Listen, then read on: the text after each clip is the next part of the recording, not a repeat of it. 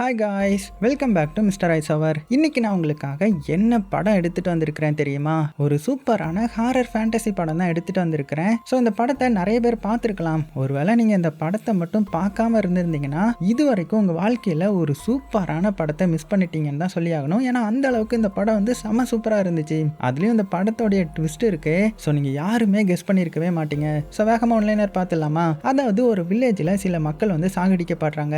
அதுவும் எப்படின்னா, தலையே இல்லாத ஒரு மனுஷன் குதிரையில வந்து அவங்களுடைய தலையை வெட்டி எடுத்துட்டு போக ஆரம்பிக்கிறான். ஸோ இதை பத்தி கண்டுபிடிக்கிறதுக்காக போலீஸா இருக்கிற நம்ம ஹீரோ புதுசா அந்த வில்லேஜுக்கு வரான். ஸோ அப்படி அந்த வில்லேஜுக்கு வந்து அவன் என்னென்ன கண்டுபிடிக்கிறான், அந்த தலையே இல்லாத மனுஷன் யாரு அப்படின்றதையும் நீங்க சற்றும் எதிர்பாராத அளவுக்கு ஒரு பயங்கரமான ட்விஸ்டையும் வச்சு முடிச்ச கதை தான் 1999 வருஷம் ரிலீஸ் ஆன ஸ்லீப்பி ஹாலோ. சரி வாங்க, டைம் வேஸ்ட் பண்ணாம டைரக்டா படத்தோட கதைக்குள்ள போயிடலாமா? அப்படி போறதுக்கு முன்னாடி மறக்காம ஒரே ஒரு லைக் மட்டும் தட்டி விட்டுருங்க. படத்தோட ஓப்பனிங் சீன்லயே ஒரு வில்லேஜோட தலைவனை காமிக்கிறாங்க. அவரை பார்த்தீங்கன்னா அவருடைய குதிரை வண்டியில நைட் டைம்ல எங்கேயோ அவசரமா போயிட்டு இருக்காரு. வெளில அவருடைய பையன் தான் வண்டி ஓட்டிட்டு இருக்க. அந்த இடமே பாக்குறதுக்கு பாத்தீங்கன்னா அவ்வளவு பயங்கரமா இருக்குது. ஸோ உள்ள இருந்த இந்த தலைவருக்கு திடீர்னு வித்தியாசமான ஏதோ ஒரு சவுண்ட் எல்லாம் கேக்குது.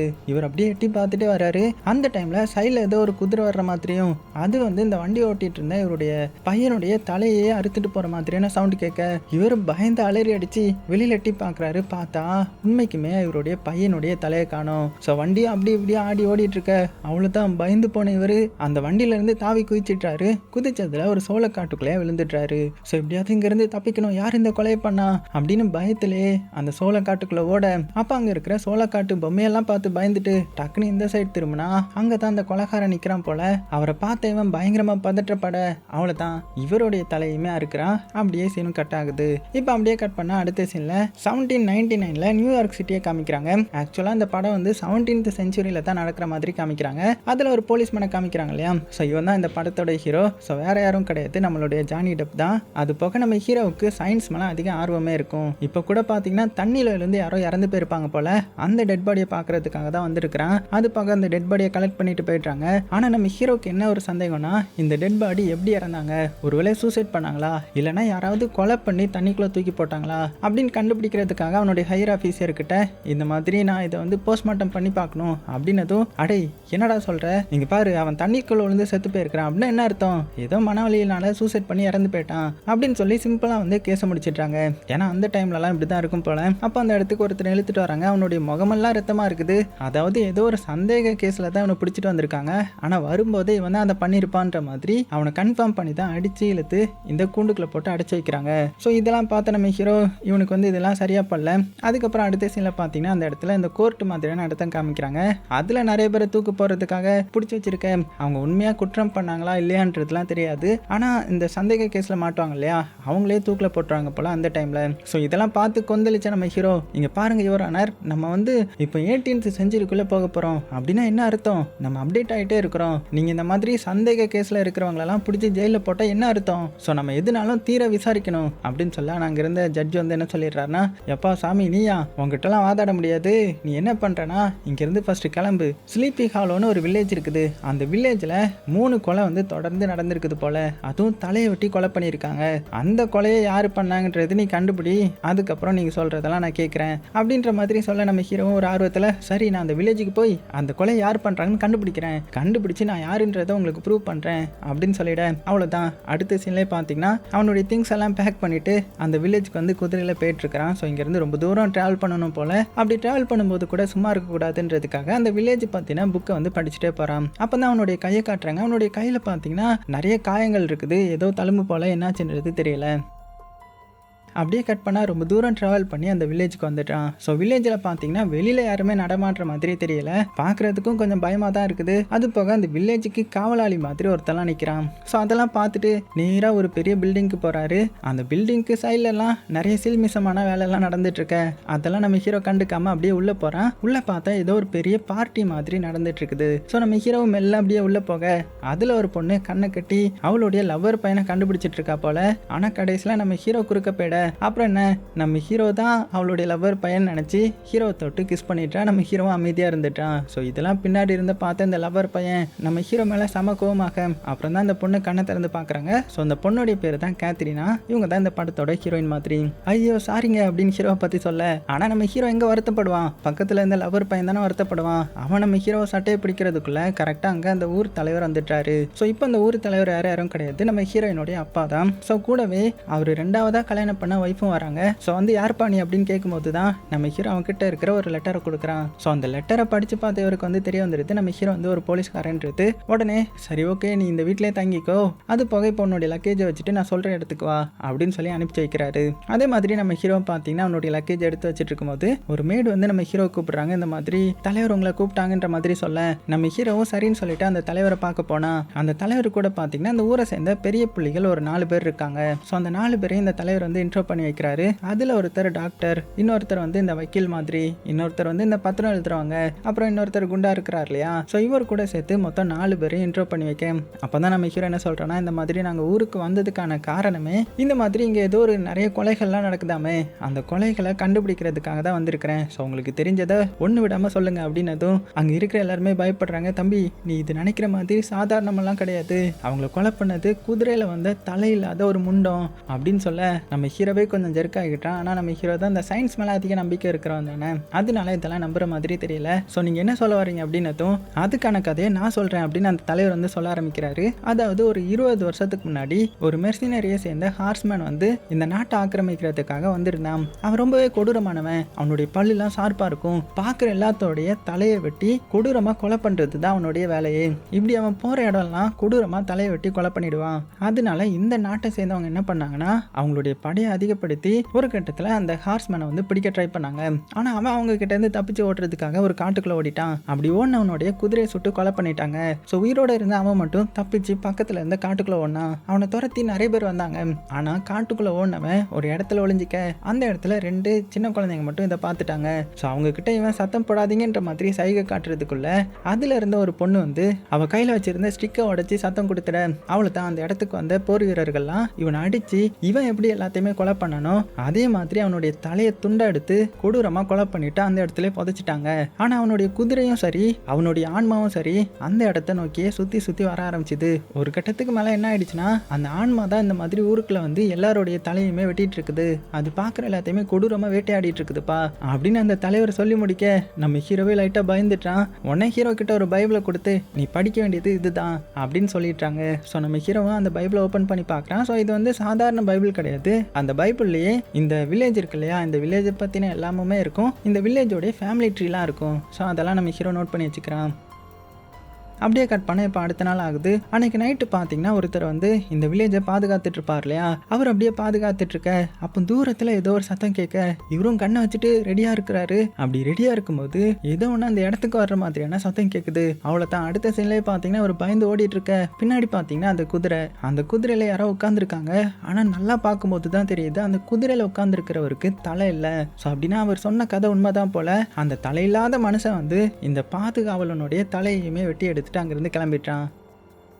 அப்படியே கட் பண்ண இந்த சைடு நம்ம ஹீரோ காமிச்சா அவன் எங்கே வந்திருக்கானா இந்த வில்லேஜில் குதிரையும் அவனுக்கு தேவையான கன் பவுடரையும் வாங்குறதுக்காக வந்திருக்கிறான். ஸோ அது மூலமாக ஒரு ஃபேமிலி கிட்ட குதிரையும் வாங்கிட்டு கன் பவுடரையும் வாங்கிட்டு இருக்கும்போது ஒருத்தன் வந்து இந்த மாதிரி இன்னொருத்தங்களை கொலை பண்ணிட்டாங்க அப்படின்னு சொன்னதுமே அவ்வளோ தான். நம்ம ஹீரோ பதறி போய் வேகமாக அந்த சம்பவம் நடந்த இடத்துக்கு வந்து பக்கத்தில் பார்த்தா அங்கே தலை இல்லாமல் அந்த காவலாளி படுத்து கிடக்கிறான். அது மட்டும் இல்லாமல் அவனுடைய தலையை காணோம். அதாவது அந்த குதிரை மனிதன் வந்து என்ன பண்ணுவான்னா தலையை வெட்டினா தலையுமே தூக்கிட்டு போயிடுவான். ஸோ அந்த தலையை என்ன பண்ணுவான்னு தெரியாது. ஸோ இதெல்லாம் ஊர் தலைவர்கள் வந்து பயத்தோட பார்த்துட்டு இருக்க, நம்ம ஹீரோவும் அந்த இடத்துக்கு வந்து இதெல்லாம் இன்ஸ்பெக்ட் பண்ணி பார்க்குறான். பார்த்துட்டு அந்த இடத்துல இருக்கிறவங்க கிட்ட என்ன சொல்றானா, இந்த மாதிரி கொலை பண்ணவன் தலையை எடுத்துட்டு போறானா, யாரு செத்ததுன்னு தெரியக்கூடாதுன்றதுக்காக தான் எடுத்துட்டு போறான் அப்படின்னு சொல்ல ஊர் மக்கள் எல்லாருமே பார்க்குறாங்க. அடா டம்மியாவன் அப்படின்னு பார்க்குறாங்க. ஏன்னா என்னதான் தலையை எடுத்துட்டு போனாலுமே அந்த டெட் பாடி யாரோடையதுன்றது இந்த ஊர் மக்களுக்கு தெரியும் இல்லையா, ஏன்னா இது ஒரு வில்லேஜ் தானே. அது மட்டும் இல்லாமல் நம்ம ஹீரோ வந்து செய்கையெல்லாம் செஞ்சு காமிக்கிறான். இந்த மாதிரி தலையை வெட்டினவன் மறுபடியும் பின்னாடி வந்து அந்த தலையை எடுத்துட்டு போயிருக்கிறான்.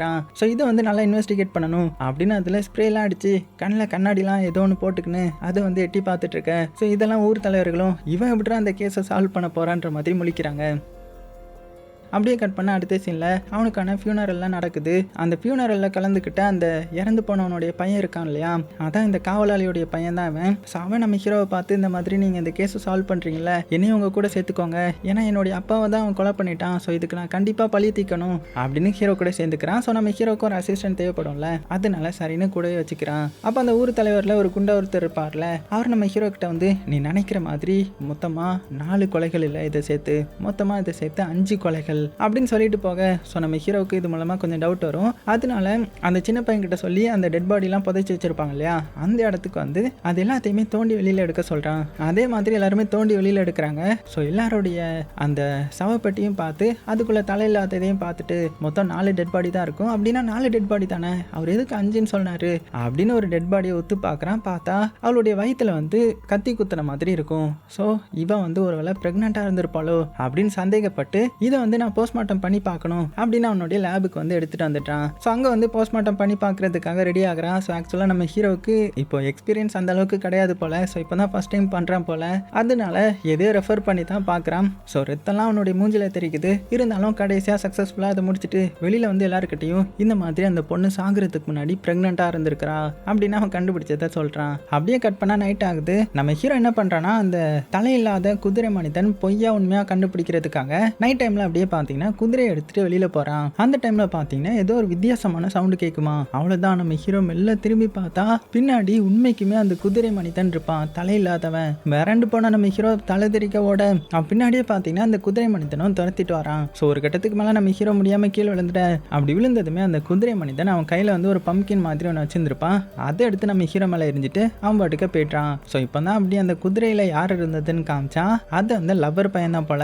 அதாவது நம்ம ஹீரோவை ஏமாத்துறதுக்காக தான் இந்த மாதிரி குதிரை வேஷத்தில் வந்துருப்பான். கட் பண்ண அந்த சைடு நம்ம ஹீரோவை காமிச்சான். அவன் தூங்கிட்டு இருக்கும்போது அவனுக்கு ஒரு கனவு வருது. அதாவது அந்த கனவுல அவனுடைய அம்மா இருக்கிற மாதிரியும் அவனுடைய அம்மா வந்து தரையில் ஏதோ வரைகிற மாதிரியும். ஸோ நம்ம ஹீரோ வந்ததுமே அவன் கூட கொஞ்சம் டைம் ஸ்பெண்ட் பண்ணிட்டு வீட்டுக்கு போனதுமே ஒரு சின்ன ரோப் ட்ரிக்கை வந்து பண்ணி காமிக்கிறாங்க. அதாவது அந்த ரோப்பில் வந்து ஒரு அட்டை மாதிரி இருக்குது. அதுக்கு ஒரு சைடில் வந்து பறவையும் இன்னொரு சைடு வந்து கூண்டு மாதிரி இருக்குது. ஸோ அதை அவங்க அப்படியே வேகமாக திருப்பும்போது அந்த பறவை வந்து அந்த கூண்டுக்குள்ளே இருக்கிற மாதிரி தெரியும். ஸோ இதெல்லாம் நம்ம ஹீரோ பார்த்துட்டு இருக்கவும் அப்போ வீட்டுக்கு வெளியில் ஏதோ ஒரு கொடூரமானவன் நின்று இவங்களை பார்க்குறான். ஸோ அவரை பார்த்ததுமே நம்ம ஹீரோ கண் முழிச்சிடுறான். பார்த்தா இங்கே நம்ம ஹீரோயினுடைய வீட்டில் தானே இருக்கிறான். ஏன்னா ஹீரோயினுடைய அப்பா தானே ஊர் தலைவர். அவர் நம்ம ஹீரோவை தங்குறதுக்காக அவருடைய வீட்டில் தான் கொஞ்சம் இடத்த கொடுத்துருந்துருப்பாரு. ஸோ அப்படி கண் முழிச்ச நம்ம ஹீரோ மெல்ல பார்த்தீங்கன்னா அப்படியே கீழே வரான். அப்படி கீழே வந்து தண்ணி ஊற்றிட்டு இருக்கும்போது தூரத்தில் ஏதோ கேண்டில் வெளிச்சத்தை பார்க்குறான். ஸோ யார் இது அப்படின்னு மெல்ல உள்ளே வந்து பார்த்தா அங்கே நம்ம ஹீரோயின் இருக்கிறாங்க. நீங்கள் என்ன பண்ணிட்டு இருக்க, தூங்க போலியா அப்படின்னு கேட்டு நம்ம ஹீரோயின் கிட்ட கொஞ்சம் க்ளோஸ் ஆக நம்ம ஹீரோயினும் இப்போ அவளுடைய ஃபேமிலி கதையை சொல்ல ஆரம்பிக்கிறா. இந்த மாதிரி என்னுடைய அம்மா வந்து 2 வருஷத்துக்கு முன்னாடி இறந்து போயிட்டாங்க. இப்போ என்னுடைய அப்பாவை கல்யாணம் பண்ணியிருக்கிறது எங்கள் அம்மா சாகும்போது கூட இருந்து பார்த்துக்கிட்ட நர்ஸு தான். அவங்க தான் இப்போ எங்கள் அப்பாவை கரெக்ட் பண்ணி கல்யாணம் பண்ணிட்டாங்க அப்படின்னு சொல்லும்போது நம்ம ஹீரோ என்ன கேட்குறான்னா, இந்த மாதிரி ஒரு பைபிளை பார்த்தேன். அதில் இந்த வில்லேஜில் இருந்த ஃபேமிலி ட்ரீ இருந்துச்சு. அது போக ஸ்டார்டிங்கில் ஒருத்தர் செத்து போயிருப்பார் இல்லையா, அவருடைய பேரை சொல்லி அவர் தானே இந்த ஊருடைய தலைவராக இருந்தார். அப்புறம் எப்படி உங்களுடைய அப்பா வந்தாங்க அப்படின்னு கேட்கும்போது, அதுவா, இந்த ஊரில் இருக்கிற எல்லாருமே ஒருத்தருக்கு ஒருத்தர் ரிலேஷனாக தான் இருப்பாங்க. ரத்தத்தில் இருப்பாங்க, இல்லைன்னா மேரேஜ் பண்ணி கொடுத்தவங்களா இருப்பாங்க. இப்படி இருக்கச்சில் நாங்கள் இந்த ஊருக்கு எப்படி வந்தோம்னா, சின்ன வயசில் இருக்கும்போது எங்கள் அப்பா இந்த வில்லேஜுக்கு வந்தாங்க. அப்படி வந்தவங்களுக்கு அடைக்கலம் கொடுத்தது தான் அந்த தலைவர். அதான் ஸ்டார்டிங்ஸ்லாம் இருந்து போயிருப்பார்ல, அவர் தான் அடைக்கலம் கொடுத்துருக்கிறாரு போல. அவர் கூடவே இருந்து வேலை பார்த்து வந்தது தான் என்னுடைய அப்பா. அது மட்டும் இல்லாமல் அவருடைய தலையை யாரோ அறுத்து இறந்து போயிட்டாங்க. அதனால இப்போ அவருடைய சொத்து எல்லாம் இப்போ எங்களுக்கு வந்த மாதிரியும், அதனால இப்போ தான் என்னுடைய அப்பா ஊர் தலைவராக இருக்கிறாரு. அது மட்டும் இல்லாமல் என்னுடைய அம்மா வந்து எனக்கு ஒரு புக் கொடுத்தாங்க அப்படின்னு சொல்லிட்டு அந்த புக்கையும் நம்ம ஹீரோ கிட்ட கொடுக்குறேன். ஸோ இது வந்து நிறைய மந்திரங்கள்லாம் இருக்கும் போல இந்த புக்கில். அது போக நான் சின்ன வயசில் வளர்ந்த காட்டேஜை நீ பார்க்குறியா அப்படின்னு நம்ம ஹீரோ கூப்பிட நம்ம ஹீரோவும் சரின்னு சொல்லிட்டு போகிறான். ஸோ நம்ம ஹீரோயின் ஹீரோவை ஒரு காட்டுக்குள்ளே கூட்டிகிட்டு போகிறாங்க. அப்படி கொஞ்சம் தூரம் வந்ததுமே அங்கே ஒரு இடிஞ்ச இடம் மாதிரி இருக்குது. அந்த இடம் தான் போல. அப்போ நம்ம ஹீரோயினை கீழே இறக்கி விடலான்ற மாதிரி கை கொடுக்க, ஸோ நம்ம ஹீரோயினும் ஹீரோடைய கையை பார்க்குறாங்க. பார்த்தா அதில் நிறைய சின்ன சின்ன ஓட்டையாக இருக்கு இல்லையா, அதையும் நோட் பண்ணிக்கிறான். அதுக்கப்புறம் அந்த இடத்துல இருக்கிற கல்வெட்டு மாதிரியான ஒரு இடத்த காமிக்கிறான். ஸோ அதில் வந்து ஒரு ஆர்ச்சர் நிற்கிற மாதிரி இருக்கு. ஸோ இதெல்லாம் நம்ம ஹீரோ கிட்ட காமிச்சு, நாங்கள் வர்றதுக்கு முன்னாடி இந்த சிம்பிள்லாம் அங்கே இருந்துச்சு அப்படின்னு சொல்லிட்டு இருக்கும்போது தான் நம்ம ஹீரோ என்ன பண்ணுறான்னா, அவன் ஒரு பேப்பர் இந்த டாய் மாதிரி வச்சிருப்பான் இல்லையா, அதை எடுத்து நம்ம ஹீரோயினுக்கு பண்ணி காமிக்கிறான். பண்ணி காமிச்சு, நம்ம எதை பார்க்குறோமோ எதை நம்ம கிட்ட சொல்கிறாங்களோ அது உண்மையாக இருக்கும்னு அர்த்தம் கிடையாது, இந்த பொம்மை மாதிரி அப்படின்ற மாதிரி ஹீரோயின் கிட்ட அவனுடைய சயின்ஸ் பற்றின நாலேஜ் வந்து சொல்லிட்டு இருக்கிறான்.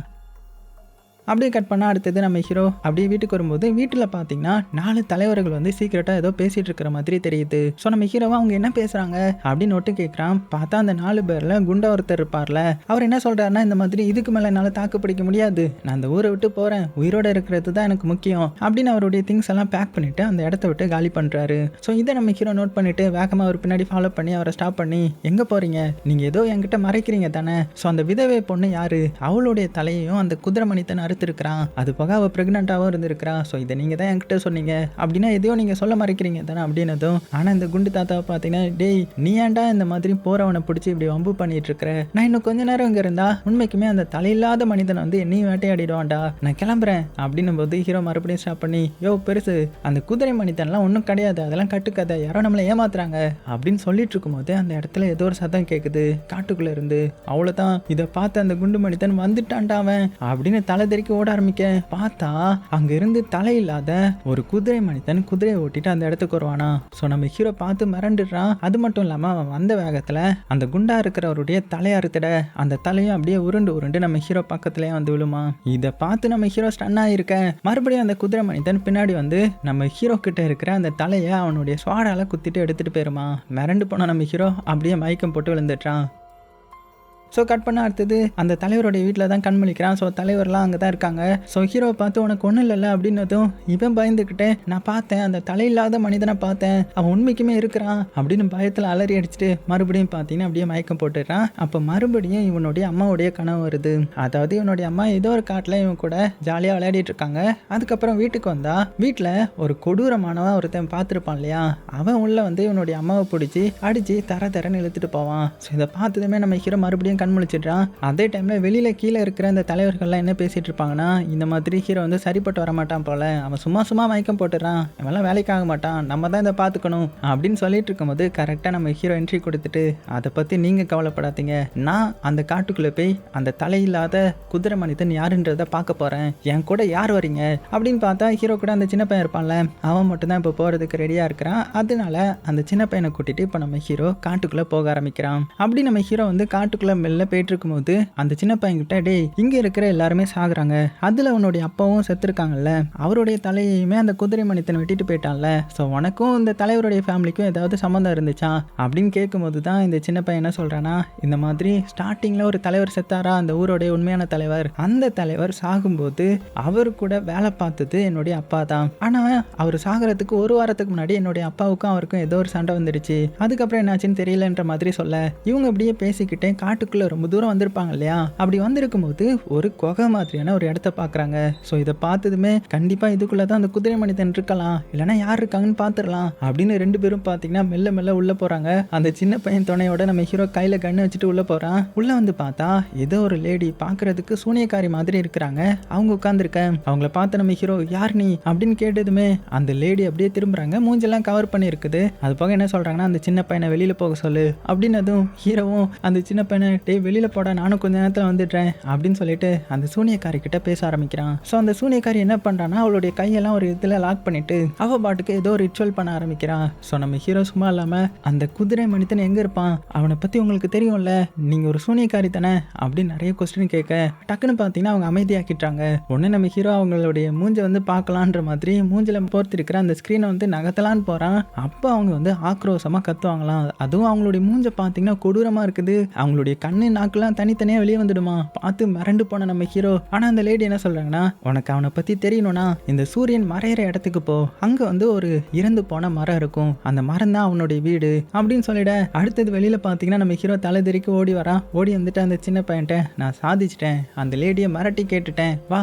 எனக்கு தெரியும் அப்படின்னு சொல்லிட்டு பயத்துல அங்கிருந்து போக ஆரம்பிக்கிறான். அப்புறமா 2 பேரும் மறுபடியும் டிராவல் பண்ணிட்டு ரொம்ப தூரம் வராங்க. ஸோ எங்கன்னா இந்த காட்டோடைய எட்ஜுக்கு வந்துட்டு இருக்காங்க. அப்போ பார்த்து யாரோ ஒரு வெள்ளை குதிரையில நம்ம ஹீரோவை ஃபாலோ பண்ற மாதிரி தெரியுமா. உடனே நம்ம ஹீரோ கன் எடுத்துட்டு அவங்கள பாயிண்ட் பண்ணிட்டு, யார் நீ அப்படின்ற மாதிரி கேட்டா, ஆனா அங்க வந்து இருக்கிறது நம்ம ஹீரோயின் தான். நீ எப்படி இந்த ஃபாரஸ்ட்டுக்குள்ள வந்த அப்படின்னதும், இல்ல நீ தனியா காட்டுக்குள்ள போனல, அதான் உனக்கு எதுவும் ஆயிடக்கூடாதுன்றதுக்காக தான் நீங்க வந்தேன் அப்படின்னு இவங்க பேசிட்டு இருக்கும்போது தான் ஆப்போசிட்ல பாக்குறாங்க. பார்த்தா பெரிய மரம் இருக்குது. அதாவது இந்த மரத்தை தான் அந்த லேடியும் சொல்லியிருந்திருப்பாங்க. உடனே நம்ம ஹீரோ என்ன பண்றான்னா, சந்தேகப்பட்டு கோடாரி எடுத்து அந்த மரத்தை வந்து வெட்ட ஆரம்பிக்கிறான். அப்படி வெட்ட அந்த இடத்துல இருந்து ரத்தமா வர ஆரம்பிக்குமா. ஸோ இருந்தாலும் நம்ம ஹீரோ வேகமா வெட்டுறான். அப்படி வெட்டி பார்த்தா உள்ள நிறைய பேருடைய தலை இருக்குது. அவ்வளவுதான் மிரண்டு போயிடுறேன். ஏன்னா இது வரைக்கும் வெட்டப்பட்ட மனிதர்களுடைய தலை எல்லாமே இங்க தான் இருக்குது. ஸோ உடனே நம்ம ஹீரோ என்ன பண்றான்னா அந்த இடத்த தோண்ட ஆரம்பிக்கிறான். அப்படி தோண்டும் போது பாத்தீங்கன்னா அந்த குதிரை மனிதனை புதைச்சு வச்ச இடமே இதுதான் போல.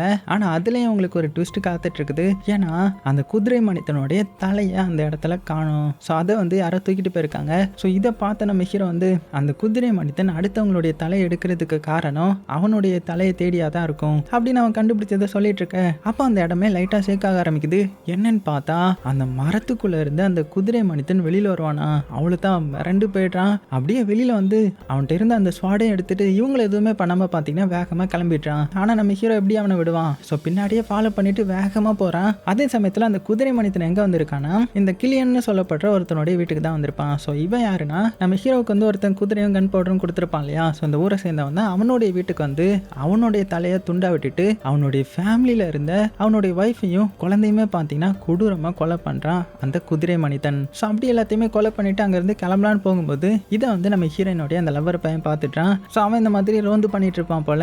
அவன் பார்த்துட்டு கையில வர கன் வச்சிருப்பான். அதை எடுத்து வேகமா அந்த குதிரை மனிதனை சுட்டுறான். ஸோ குதிரை மனிதனும் பொத்துன்னு கீழே விழுந்துட. ஆனா அவனுக்கு தான் எதுவுமே ஆகாது இல்லையா. ஸோ மறுபடியும் எந்திரிச்சு வர. ஸோ அவன் அட்டாக் பண்ணலான்னு போக நம்ம ஹீரோ வந்து அவனை ஸ்டாப் பண்ணி டேய் அவனெல்லாம் அட்டாக் பண்ண முடியாதுடா அப்படின்னு சொல்ல. ஆனா இவன் கேட்கற மாதிரி இல்ல. வேகமா போய் அவனை அட்டாக் பண்ண பாக்குறான். ஆனா அவன் என்ன பண்ணிடுறான்னா இவங்க ரெண்டு பேரும் ஈஸியா அட்டாக் பண்ணிட்டான். இருந்தாலுமே இவங்களை கொலை பண்ண நினைக்கல. அவன் பாட்டுக்கு கிளம்பலான்னு தான் நினைக்கிறான். ஆனா இவன் சும்மா விடாம என்ன பண்ணிட்டு இருக்கானா அவனை போட்டு அட்டாக் பண்ண பாக்குறாங்க.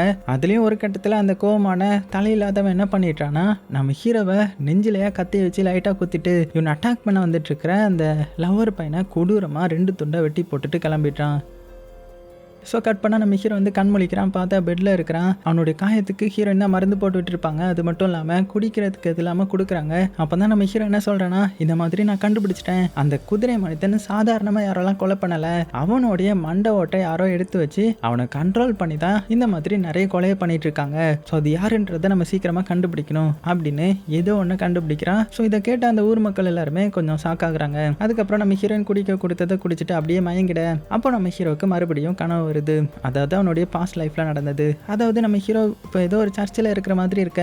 அங்க ஒருத்தன் நடந்து போறான். ஸோ அவனுக்கும் பார்த்தீங்கன்னா தலை இல்லாத மாதிரி தெரியுது. ஸோ அவனை ஃபாலோ பண்ணியே பின்னாடி போக பார்த்தா ஏதோ ஒரு ரூமுக்கு வந்துடுறான். அந்த ரூம்ல பார்த்தீங்கன்னா பயங்கரமா டார்ச்சர் பண்றதுக்கான நிறைய இந்த வெப்பன்லாம் இருக்கிற மாதிரி இருக்க. ஸோ இவனுக்கு இவனுடைய அம்மாவுடைய சத்தம் கேட்குது. ஒன்னும் பயந்துக்கிட்டே முன்னாடி போறான். அப்படி போகும்போது தான் இந்த முள்ளா இருக்கிற ஏதோ ஒரு இதுல வந்து கை வச்சிட்டான். ஸோ அதுல ஏற்பட்ட காயம் தான் அவனுடைய கையில வந்து இருக்கும். அது போக ஒரு கவசம் மாதிரியான ஒரு இதுக்குள்ள தான் இவனுடைய அம்மா வந்து கண்முழிச்ச மாதிரியே இறந்து போயிருக்கிறத பாக்குறான். அப்படியே அதை ஓபன் பண்ணா அப்படியே ரத்த வெள்ளத்துல அவங்க விழுறாங்க.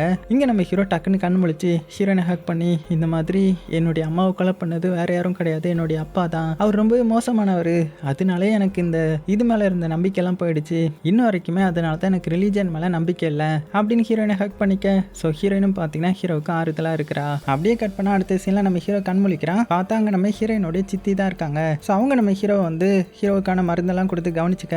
அப்பதான் நம்ம ஹீரோ சொல்றான் இந்த மாதிரி இங்க இருக்கிற 4 பெரிய மனுஷங்க மேலதான் எனக்கு கொஞ்சம் சந்தேகம் இருக்குது. ஏன்னா அந்த குண்டு பெரிய மனுஷர் சாகிறதுக்கு முன்னாடி 4 பேரும் ஏதோ பேசிட்டு தான் அவர் வெளியில போனாரு. ஸோ ஏதோ சம்மந்தம் இருக்கும் அப்படின்னு சொல்லும் போது ஆனா அந்த சித்தி என்ன சொல்றாங்கன்னா இங்க பாருப்பா நீ எதுவுமே பார்க்காம முடிவு பண்ணக்கூடாது. நல்லா அவங்கள பத்தி விசாரி, அவங்கள நல்லா அப்சர்வ் பண்ணு, அதுக்கப்புறம் நீ எந்த முடிவுனாலும் எடு அப்படின்ற மாதிரி அவங்களும் அவங்களுடைய ஐடியாவை கொடுக்க. ஸோ அடுத்த சீன்ல நம்ம ஹீரோ என்ன பண்றான்னா சரி ஓகே நம்ம 4 அந்த பெரிய மனுஷங்களா ஃபர்ஸ்ட் அப்சர்வ் பண்ணுவோம். இந்த ஊர்ல 4 பெரிய மனுஷங்களா ஃபர்ஸ்ட் வந்து அந்த சொத்து எழுதுறவர் தானே இருக்காரு. ஸோ அவர்கிட்ட போய் நம்ம விசாரிக்கலாம் அப்படின்னு சொல்லிட்டு அந்த சின்ன பையனை கூட்டிட்டு அந்த பத்திரம் எழுதுவாங்கல்ல அந்த ஆஃபீஸ்க்கு வந்து அந்த பெரிய மனுஷரை தேடி பார்க்குறாங்க. ஆனால் அவரை காணோம். ஆனால் அந்த சின்ன பையன் அவனுடைய அப்பாவுடைய பேக்கை வந்து அங்கே பார்க்குறான். இது என்னுடைய அப்பாவுடைய பேக் ஆச்சு அப்படின்னு அதை எடுத்து பார்த்தா அதில் வந்து ஒரு உயில் இருக்குது. அதை பார்த்து ஷாக்காகிறாங்க. அப்போ கரெக்டாக அந்த இடத்துக்கு அந்த பெரிய மனுஷன் வந்துட்டாரு. இங்கே என்னப்பா பண்ணுறீங்க, ஒழுங்கு மரியாதையே அங்கேருந்து கிளம்பிடுங்க அப்படின்னதும் நம்ம ஹீரோ அந்த உயிலெல்லாம் படித்து பார்த்துட்டு இப்போ தான் அவனுக்கு ஏதோ ஒன்று தெரிய வருது. ஸோ ஆக்சுவலாக அந்த உயில் வந்து யாரோடையதுன்னா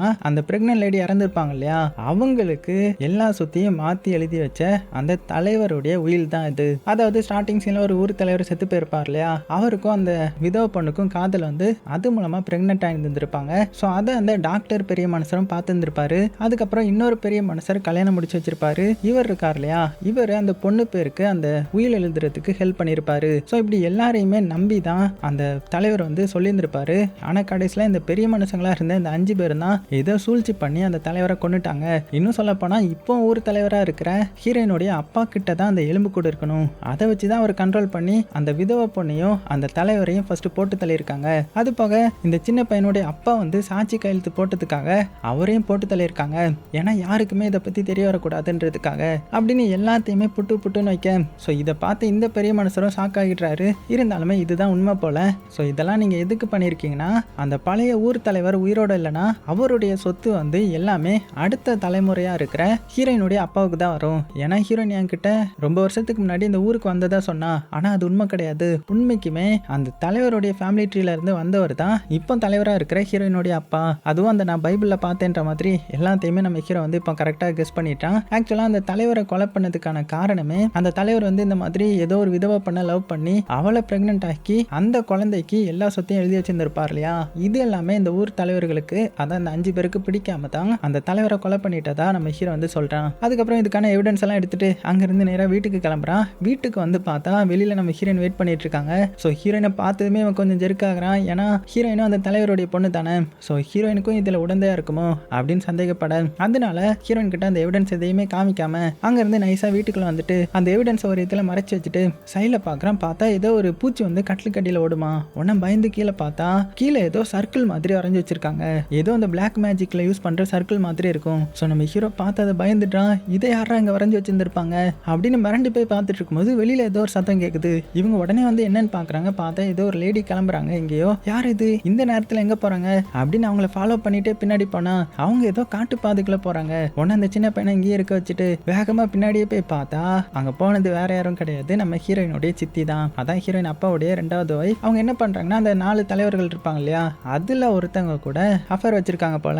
அது மட்டும் இல்லாம அவங்களுடைய கையையே கீறி அந்த ரத்தத்தை அவன் மேலேயும் தடவிக்கிறாங்க. ஸோ அது எதுக்கு பண்றாங்கன்னு தெரியல. ஸோ இதை பார்த்து நம்ம ஹீரோ அடைச்ச இதுக்கு தான் அங்கே வந்தீங்களா அப்படின்னு சொல்லிட்டு மறுபடியும் அங்கேருந்து கிளம்பி வீட்டுக்கு வந்துட்டான். ஸோ வீட்டுக்கு வந்துட்டு இப்போ அந்த எவிடன்ஸை பார்த்தா அதை காணும். ஸோ நம்ம ஹீரோக்கு நல்லாவே தெரியும் இது ஹீரோயின் தான் எடுத்திருப்பாங்கன்னு சொல்லிட்டு ஒன்று அடுத்தது வேகமாக ஹீரோயின் எங்கே இருப்பான்ற மாதிரி கெஸ் பண்ணி ஹீரோயின் இருக்கிற இடத்துக்கு வந்து பார்த்தா ஹீரோயின் அது எல்லாத்தையுமே எரிச்சிட்டு இருக்கிறாங்க. ஸோ இதை பார்த்து நம்ம ஹீரோ எதுக்கு இப்படி பண்ற அப்படின்னு கேட்டதும் இங்க பாரு, நீ இங்க வந்து என்னுடைய அப்பாவே கோத்து விடலான்னு பாக்குறியா, என்னுடைய அப்பா மேல நீ பொய்யா ஏதோ பண்ண பாக்குற அப்படின்னு 2 பேரும் மாத்தி மாத்தி சண்டை போட்டுட்டு இருக்காங்க. ஸோ நம்ம ஹீரோயினும் சண்டை போட்டு அங்கிருந்து கிளம்பிட்டாங்க. ஸோ அதனால நம்ம ஹீரோயினுக்கு புரிய வைக்கணுன்றதுக்காக வேகமா ஹீரோயின் வீட்டுக்கு வராங்க.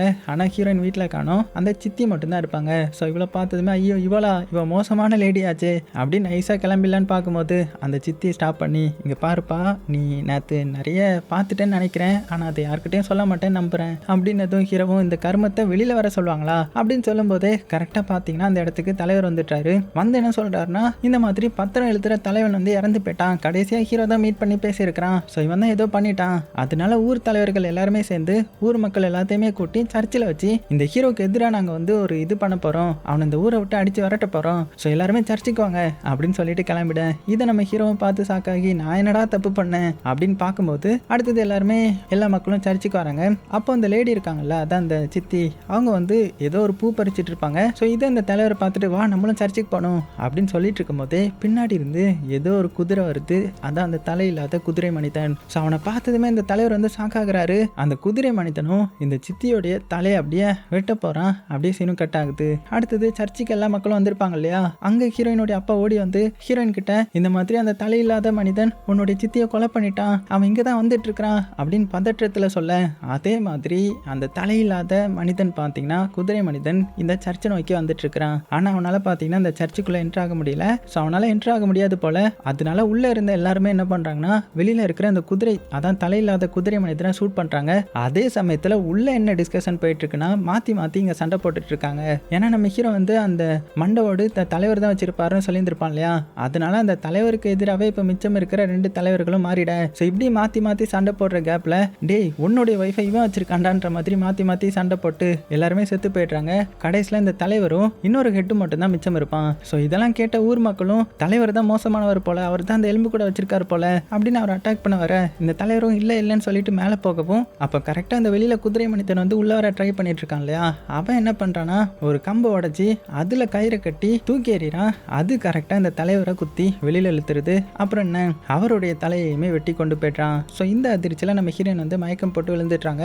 அவ கையில் ஒரு ரெட் கலர் சாக் பீஸும் இருக்குது. ஸோ இதை நம்ம ஹீரோ நோட் பண்ணுறான். இவன் என்ன பண்ணிட்டு இருக்கா அப்படின்னு சைடில் பார்த்தா ஒரு சர்க்கிளும் சிம்பிளும் வரைஞ்சி வச்சிருக்காங்க. இதே சர்க்கிள் தானே ஹீரோடைய பெட்டுக்கு கீழே இருந்திருக்கும். அப்படின்னா இவ மோசமான சூனியக்காரி போல, இவ தான் அந்த மாதிரி பண்ணியிருக்கிறா. ஸோ அவள் பிளாக் மேஜிக்லாம் பண்ணுவா போல அப்படின்னு புரிஞ்சுக்கிறான். அப்புறமா சரி ஓகே ஹீரோயினை லவ் பண்ணிட்டோமே அப்படின்றதுக்காக ஹீரோயினை தூக்கி வீட்லேயே வந்து படுக்க வச்சுட்டு அவளுடைய நினைப்பா இருந்த நிறைய திங்ஸை வந்து எரிச்சிட்டு இனிமேல் இந்த ஊர்லேயே இருக்கக்கூடாதுரா, எல்லாம் முடிஞ்சு போச்சு அப்படின்னு சொல்லிட்டு அங்கிருந்து அந்த சின்ன பையன்ட்ட சொல்லிட்டு கிளம்புறான். சின்ன பையனை சொல்றான், இவ்வளோ தூரம் வந்துட்டீங்க, எல்லாம் முடிச்சுட்டு போயிட வேண்டியது தானே அப்படின்னதும், இங்க பாரு அந்த தலைவர் தான் எல்லாம் பண்ணியிருக்கிறாரு, இப்போ எல்லாம் முடிஞ்சு போச்சு, அந்த தலைவரையே அந்த குதிரை வந்து பழி வாங்கிட்டு போயிடுச்சு, இனிமேல் சொல்றதுக்கு ஒன்றும் இல்லை அப்படின்னு சொல்லிட்டு அங்கேருந்து வண்டியில் ஏறி கிளம்பிட. அப்படி நம்ம ஹீரோ வந்து போயிட்டு இருக்கும்போது தான் அந்த சித்தியோடைய டெட் பாடியை தூக்கிட்டு போகிறத பார்க்குறான். ஸோ அவங்களுடைய கையில் வர அறுத்துருக்கும் இல்லையா, ஸோ அதையும் நோட் பண்ணிகிட்டே போகிறான். அதுக்கப்புறம் ஹீரோயினுடைய அம்மாவுடைய புக்கை எடுத்து படிக்க ஆரம்பிக்கிறான். ஏன்னா ஹீரோயினுடைய ஞாபகார்த்தமாக அதை எடுத்துகிட்டு வந்திருப்பான். அதை படிக்கும்போது ஹீரோவுக்கு பயங்கர ஷாக் ஆகுது. ஏன்னா அதில் நம்ம ஹீரோயின் வரைஞ்ச மாதிரியான டயக்ராம் இருக்குது. ஆனால் அந்த டயக்ராம் எதுக்கானதுன்னா ஈவில் சக்தி கிட்ட இருந்து நம்மளுக்கு பிடிச்சவங்களுக்கு ப்ரொடக்ஷனாக இருக்கிற ஒரு வளையம் தான் அது. அதை பார்த்த நம்ம ஹீரோ, அப்படின்னா ஹீரோயின் நம்மளை பாதுகாக்கிறதுக்காக தான் இந்த மாதிரி போட்டிருந்திருக்காளா அப்படின்னு புரிஞ்சிக்க உடனே வண்டியை திருப்படா அப்படின்னு சொல்லிட்டு வேக வேகமாக வீட்டுக்கு வரான். ஸோ வீட்டுக்கு வந்துட்டு ஃபர்ஸ்ட் என்ன பண்ணுறான்னா அந்த சித்தியோடைய கையை தான் செக் பண்ணுறான். பார்த்தா அவளுடைய கையில் வந்து இப்போ தான் காயம் ஏற்பட்ட மாதிரி இருக்கும். ஸோ இது மூலமாக நம்ம ஹீரோவுக்கு சித்தி மேலே சந்தேகம் வர ஆரம்பிக்குது. அதே மாதிரி சித்தி என்ன பண்ணுறாங்கன்னா நம்ம ஹீரோயின் இருக்கிற ரூமில் இருக்கிறா. இப்படி செத்து போன சித்தியை பார்த்ததுமே ஹீரோயின் அப்படியே மயக்கம் போட்டுட்டேன். அவளை தான் நம்ம ஹீரோயின் அப்படியே தூக்கிட்டு ஊருக்கு வெளியில் இருக்கிற ஒரு ரகசிய விண்டு மில்க்கு வந்து தூக்கிட்டு வராங்க. இதை வந்து அந்த சின்ன பையன் பார்த்துட அவனும் அப்படியே பின்னாடி போக ஆரம்பிக்கிறான். அப்புறமா இங்கே கூப்பிட்டு வச்சு இவ ஏதோ ரிச்சுவல்லாம் பண்ணுறான். அதாவது ஹீரோயினுடைய முடியை கட் பண்ணுறது, அங்கே தீயில போட்டு ஏதோ மேஜிக் ஸ்பெல்லாம் பண்ணிட்டு இருக்க. அதுக்கப்புறம் ஒரு மண்டை ஓட்டை எடுக்கிறா. ஸோ இந்த மண்டை ஓடு வேற யாரோட எதுவும் கிடையாது, இதுதான் அந்த குதிரை மனிதனுடைய மண்டை ஓடு. அப்புறமா அதை எடுத்து நிறைய ஸ்பெச்சுவல்லாம் பண்ணேன். அப்போ அந்த மரத்துக்குள்ள இருந்து தலையில்லாத குதிரை மனிதனும் வெளியில ஆக்ரோஷமா வரான். அதாவது நம்ம ஹீரோயினை கொல்றதுக்கான ஸ்பெல் போட்டாங்க போல. கரெக்டாக அந்த டைம்ல நம்ம ஹீரோயின் கண் முழிச்சிட எதுக்கு இந்த மாதிரி பண்றீங்க அப்படின்னதும், நீங்க எப்படி உயிரோட இருக்கீங்க அப்படின்னு கேட்டதும், அதுவா என்னுடைய டெட் பாடி மாதிரி வெளியில இருக்கிறது என்னுடைய டெட் பாடியே கிடையாது, நம்ம வீட்டு வேலைக்காரியோடைய டெட் பாடி, ஏன்னா தலை தான் இருக்காது, அப்புறம் எப்படி நீங்க அதை கண்டுபிடிப்பீங்க, அது போக இது எல்லாமே எதுக்கு நான் பண்ணேன்னு நீ கேட்குறியா, இந்த சொத்தோடைய கடைசி வாரிசு இப்போ நீ மட்டும்தான், அதுக்கப்புறம் இந்த சொத்தெல்லாம் எனக்கு வரப்போகுது, அது மட்டும் இல்லாமல் 25 வருஷத்துக்கு முன்னாடி வர நாங்கள் ரொம்பவே சந்தோஷமா இந்த ஊருக்கு சைடில் இருக்கிற அந்த வீட்டில் தான் இருந்தோன்ற மாதிரி நம்ம ஹீரோயின் வந்து ஒரு வீட்டை காமிச்சிருப்பாங்க இல்லையா, அந்த வீட்டில் ஃபர்ஸ்ட் இருந்தது இந்த சித்தி தான் போல. அவங்க ஃபேமிலியோட இருந்திருக்காங்க. ஆனால் ஊர் தலைவர் என்ன பண்ணியிருக்காருன்னா இவங்க ஃபேமிலியை அடித்து பார்த்துட்டு அந்த இடத்த இவங்க ஆக்கிரமிச்சிருக்காங்க. ஸோ அதனால காட்டுக்குள்ளே போய் இவங்க வாழ ஆரம்பிச்சிருந்திருக்காங்க. அந்த காட்டுக்குள்ளே தான் அந்த சோல்ஜரும் வந்துருப்பான். அதான் கொடூரமா அந்த தலையெல்லாம் வெட்டிட்டு இருந்திருப்பானே அந்த சோல்ஜர் மறைய வந்திருப்பான். அப்போ ஒரு 2 சின்ன குழந்தைங்க வந்து இதை பார்த்து கம்ப உடைச்சு போட்டு கொடுத்துருப்பாங்கல்ல, அந்த 2 பேரும் வேற யாரும் கிடையாது, இந்த சித்தியும் இவளுடைய தங்கச்சியும் தான். ஸோ அந்த ஊருக்கு முன்னாடி இருந்த தலைவன் என்ன பண்ணான் தெரியுமா, எங்களுடைய ஃபேமிலியே அவனுக்கு சேவையா இருந்தாலுமே என்னுடைய அப்பா இறந்ததுக்கு அப்புறம் எங்களை அந்த காட்டேஜ்ல இருந்து அடிச்சு பார்த்திட்டான், அடிச்சு பார்த்து சொத்தை ஆக்கிரமிச்சுக்கிட்டான். அது மட்டும் இல்லாம என்னுடைய அம்மா வந்து சூனியக்காரின்னு சொல்லிட்டு அவங்கள ஊரை விட்டு ஒதுக்கி வச்சுட்டாங்க. ஸோ இதனால நாங்க காட்டுக்குள்ள இருக்கும்போது தான் அந்த மாதிரி அந்த சோல்ஜர் வந்தான், அவனுடைய தலையை வெட்டி புதைச்சு வச்சாங்க. ஆனா நாங்க என்ன பண்ணோம் தெரியுமா, அந்த தலையோடைய மண்டவோட எடுத்து அது மூலமா நாங்க நிறைய ஸ்பெல்ல வந்து கத்துக்கிட்டோம். அதுவும் என்னுடைய அம்மா கிட்ட இருந்து கத்துக்கிட்ட ஸ்பெல்ல வந்து போடுறதுக்கு தான் எனக்கு இவ்வளவு வருஷம் ஆயிடுச்சு. அப்படி போட்டு தான் நான் கடைசியா அந்த தலைவரை கொலை பண்ணேன். ஸோ தலைவரை கொலை பண்ணிட்டு சொத்தை எடுத்துக்கலான்னு பார்த்தா அவர் சொத்து எல்லாத்தையுமே விதவை பொண்ணுக்கு வந்து எழுதி வச்சிருக்கிறாரு. விடுவோமா, நாங்க அந்த விதவை பொண்ணையும் ஒவ்வொருத்தரா கொலை பண்ணேன், அந்த விதவை பொண்ணை பத்தி தெரிஞ்ச எல்லாத்தையுமே கொலை பண்ணேன். ஸோ இப்போ கடைசியா மிச்சம் இருக்கிறது நீ மட்டும்தான், அது போக இனிமேல் அந்த சொத்து எல்லாம் எனக்கு தான் அப்படின்னு இவளுடைய மாஸ்டர் பிளானை சொல்லிட்டு இப்போ உன்னை கொல்றதுக்கும் அந்த தலையில்லாத குதிரை மனிதன் வந்துட்டு இருக்கிறான் அப்படின்னு எல்லாத்தையுமே சொல்லிட்டு என்னுடைய தங்கச்சியுமே நான் கொலை பண்ணிட்டேன். ஏன்னா அவ ஹீரோவுக்கு குதிரை மனிதனை பத்தி ஹிண்ட சொல்லிட்டா, அதனால அவளையும் நான் கொலை பண்ணிட்டேன்ற மாதிரி சொல்ல, இதெல்லாம் கேட்ட நம்ம ஹீரோயின் ஆக்ரோஷமா இவன் இவ்வளவு மோசமானவளா இருந்திருக்காளே அப்படின்னு நினைக்கிறதுக்குள்ள அங்க குதிரை மனிதன் வர சத்தம் கேக்குது. ஆனா அதுக்குள்ள பாத்தீங்கன்னா நம்ம ஹீரோ அங்க வந்துட்டான். சீக்கிரமா அங்க இருந்து தப்பிச்சு போகணும், எனக்கு இப்பதான் எல்லாம் புரியுது அப்படின்னு சொல்லவும் எல்லாருமே வெளியில ஓட்டுறாங்க. ஆனா குதிரை மனிதன் வந்துட்டான். ஸோ ஹீரோனை காப்பாற்றணுன்றதுக்காக மறுபடியும் அந்த விண்மீலுக்குள்ள வர, ஸோ அவனும் உள்ள வர, இப்படி 2 பேருக்கும் மாத்தி மாத்தி பயங்கரமான சண்டை நடக்க ஆரம்பிக்குது. இருந்தாலும் நம்ம ஹீரோ அவனை எப்படியோ ட்ரிக்கை யூஸ் பண்ணி ஏமாத்தி அந்த விண்மில்ல விட்டு வெளியில வந்து அதை வெடிக்க வச்சிடுறான். ஆனாலுமே பாத்தீங்கன்னா அவனுக்கு தான் எதுவுமே ஆகாது இல்லையா,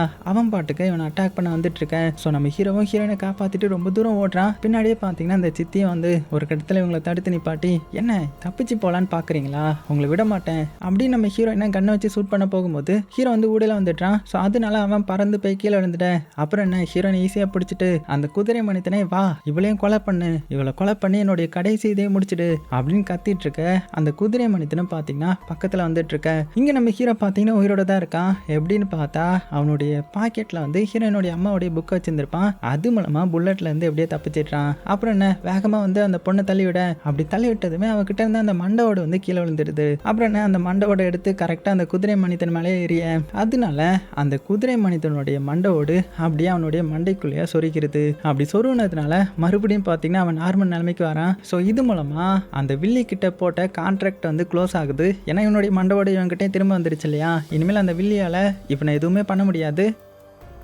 இங்கே கடைசியாக நம்ம ஹீரோவும் ஹீரோயினும் ஒன்று சேர்ந்துட்டாங்க. ஸோ வேகமாக வந்து ஹக் பண்ணிக்க. ஸோ அந்த குதிரை மனிதன் இவங்களை எதுவுமே பண்ணாமல் இவ்வளோ நாள் கான்ட்ராக்ட் போட்டு சாகடிச்சிட்டு இருந்த அந்த வில்லியை பிடிச்சி இவ்வளோ நாள் நீ என்ன வச்சு செஞ்சல, இப்போ நான் உன்னை வச்சு சேரேன் பாரு அப்படின்னு அவளை வாயோட வாய் வச்சு கடிச்சிட்டு வேகமாக பார்த்தீங்கன்னா அந்த மரத்துக்குள்ளேயே அவளை இழுத்துட்டு போயிடுது. ஸோ கடைசியில் எல்லா பிரச்சனையும் சால்வ் ஆகிடுது.